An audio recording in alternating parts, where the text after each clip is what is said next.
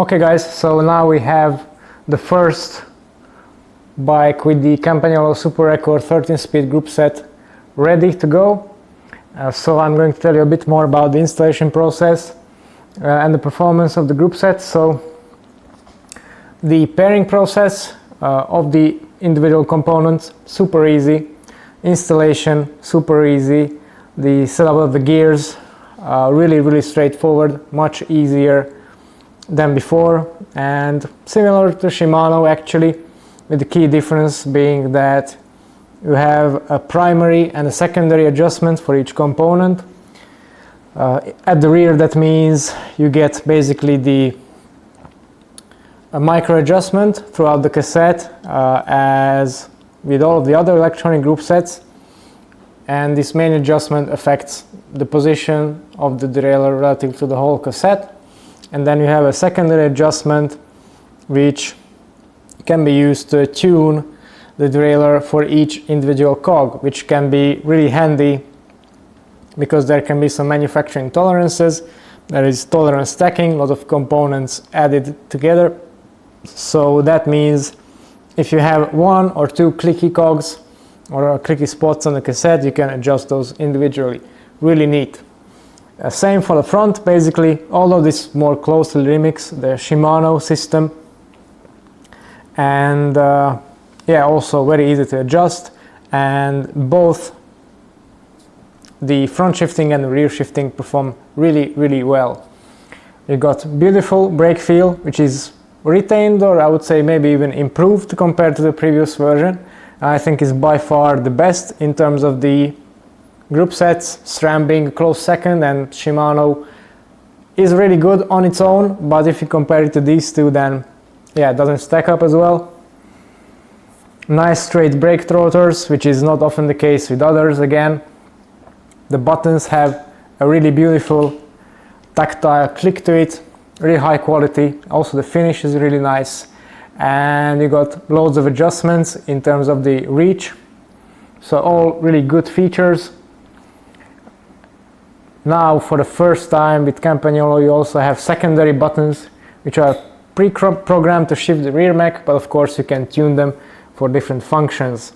As you can see, we have the chain set from the previous Super Record EPS group set. That's because even though we ordered the group set as a whole, the cranks still haven't arrived. There's probably a lot of demand for the 165s used on this bike. So we kept these, and the distributor said that the new chainrings should fit on this crankset, but they don't. The BCD is different, the chainring fitment is different, but luckily the chain still shifts and works with it really well, even though the rings themselves are 12-speed. So this, for me at least, leaves the question open whether you can actually use it with full aftermarket solutions like the Cybre ones that we use. So I think that's something I will definitely explore in the future, because if I were to put one of these group sets on my bike, which to be honest I'm really inclined to do so, then I would probably want a different chain set, mainly for the power meter options. So that's my take on that. So even if you're struck in a similar way, then yeah, it works absolutely fine.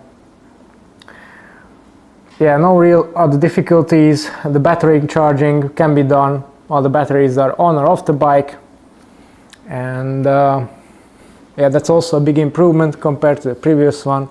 Regular USB-C charger as well, so really neat.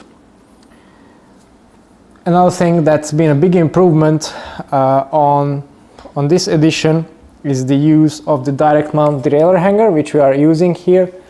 Actually, this is a titanium one in the UDH standard from Thai Master, all the way from Hong Kong. Really exquisitely machined titanium part, and we have a few other upgrades on this bike from them as well, but this is probably the main one. It enables us to eliminate the B-link and improve the shifting even more, and with this you can actually take full advantage of the new direct mount fitment, because now, just like with Shimano, the rear mech, even though it's quite bulky compared to Shimano because of the battery, but still it's tucked away neatly towards the wheel, and as you can see, it's kind of like a shadow style rear mech from Shimano, that it's in line with the frame on the outer edge. So really good in that regard as well. Yeah, so no real complaints.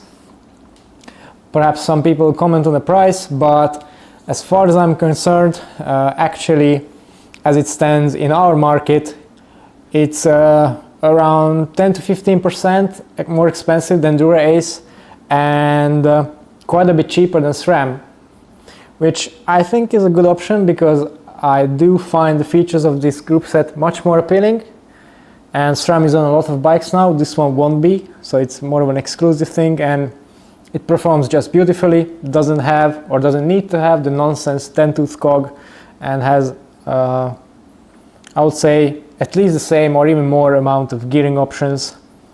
One thing I'm not so sure is the power meter option that they now provide.